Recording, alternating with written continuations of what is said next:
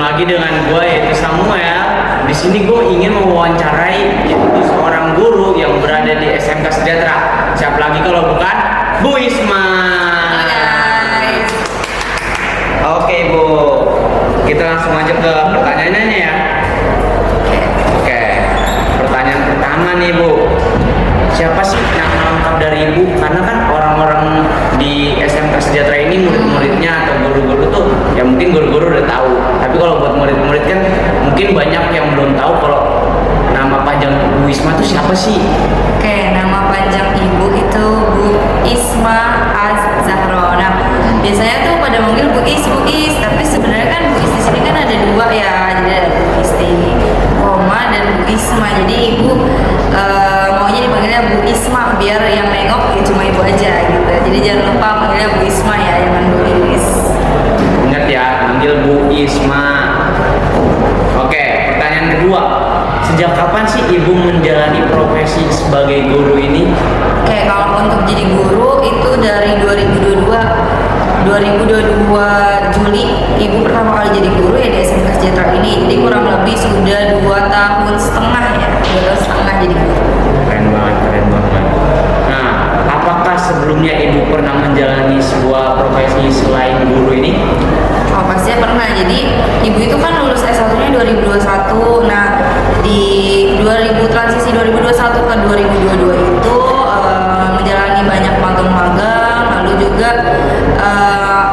ibu sebelum di Sejahtera itu kerja di salah satu perusahaan swasta yang dimana perusahaan tersebut itu tentang kesehatan. Jadi di situ ada tes swab, tes COVID lah istilahnya. Nanti kalau misalkan data dari hasil swab tersebut ibu yang masukin ke website Kemenkes ID.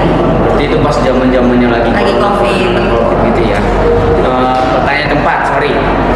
Dalam proses mengajar, mata pelajaran apa saja yang diajarkan oleh Bu Isma pada murid-murid di SMK Sejahtera ini, Bu? Oke, kalau pas setahun pertama itu ibu ngajarnya hanya produktif DKV atau biasa disebut dengan dasar-dasar desain komunikasi visual. Tapi kalau untuk sekarang itu ada 2 pelajaran, produktif DKV dan juga digital marketing. Jadi ada 2 pelajaran. Ngomong-ngomong di DKV ini itu desain komunikasi visual. Apa sih desain komunikasi visual itu? Kan banyak jurusan di SMK Sejahtera ini kan selain DKV, jadi mereka belum tahu tuh desain komunikasi visual itu apa tuh Ibu? Oke, dari namanya aja DKV ya, desain komunikasi visual. Berarti desain yang dikomunikasikan secara visual atau secara gambar. Jadi rata-rata anak yang masuk DKV itu adalah anak-anak yang bisa gambar, yang emang hobinya gambar. Lalu dia mau masuk DKV ya udah buat merealisasikan gambar-gambar dia. Tapi di DKV itu bukan hanya gambar aja. Selain gambar manual iya, lalu kita juga ada membuat ilustrasi digital ya, kita buat vektor-vektor dan lain sebagainya. Kita juga belajar Adobe Illustrator, Adobe Photoshop, terus juga aplikasi editing kayak Premiere, terus After Effects dan lain sebagainya. Dan selain kita belajar tentang desain juga kita belajar editing video, terus fotografi, tipografi dan lain sebagainya. Intinya kalau kalian suka yang berbau seni itu bisa masuk di DKV, terutama DKV SMK Sejahtera. Keren banget, keren banget. Nah, ngomong-ngomong nih Ibu kan menjadi guru di SMK Sejahtera. Apakah Ibu pernah menjadi wali kelas? Oh iya, pas awal setahun pertama itu ya tentunya tidak jadi wali kelas karena kan baru masuk gitu. Nah untuk tahun selanjutnya itu alhamdulillah dipercaya menjadi wali kelas.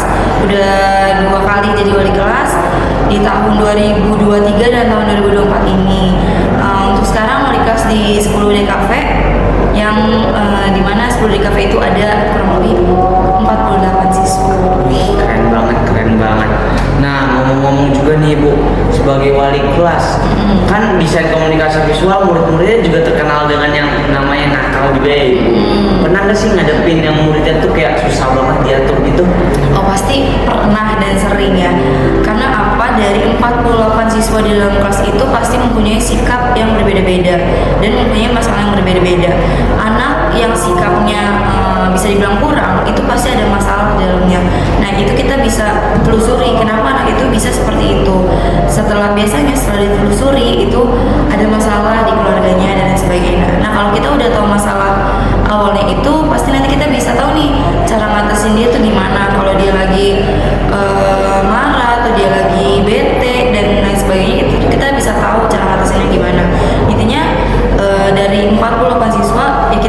background anak-anak tuh seperti apa, biar untuk penanganannya, untuk cara mengatasinya, menyikapinya kita juga bisa pas gitu. Jadi nggak semua siswa dihadapi dengan cara marah-marah, tapi ada yang harus pendekatan secara halus dan lain sebagainya. Wih, keren banget menjadi guru seorang Bu Isma ini ya. Nah, untuk sebuah guru desain komunikasi visual dan juga seorang wali kelas, apa sih upaya-upaya yang harus Ibu lakukan dalam mempersiapkan dalam proses pembelajaran itu? Oke, biasanya kalau untuk bahan ajar, selain dari buku, di buku udah pasti ya, nanti kan anak-anak bisa lihat. Tapi kita juga bisa nyari dari buku lain gitu, selain buku utama, buku pendamping.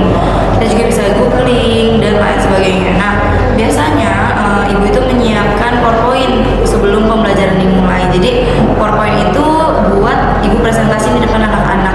Jadi selain ibu presentasi di depan anak-anak, biasanya ibu juga ngebagiin link PowerPoint tersebut. Biasanya ibu ngebuat PowerPoint itu di Canva, jadi bisa dibagiin linknya dan anak-anak bisa akses kapan aja. Jadi selain itu, ibu taruh di e-learning. Jadi anak-anak benar-benar ya udah tinggal buka e-learning produktif DKV atau e-learning digital marketing, itu bisa kelihatan materi apa aja yang mau ibu kasih dan tugas apa aja yang mau ibu kasih. Intinya setiap pembelajaran itu memang membutuhkan bahan ajar. Kalau ibu emang bahan ajar yang paling sering ibu pakai itu adalah PowerPoint buatan sendiri.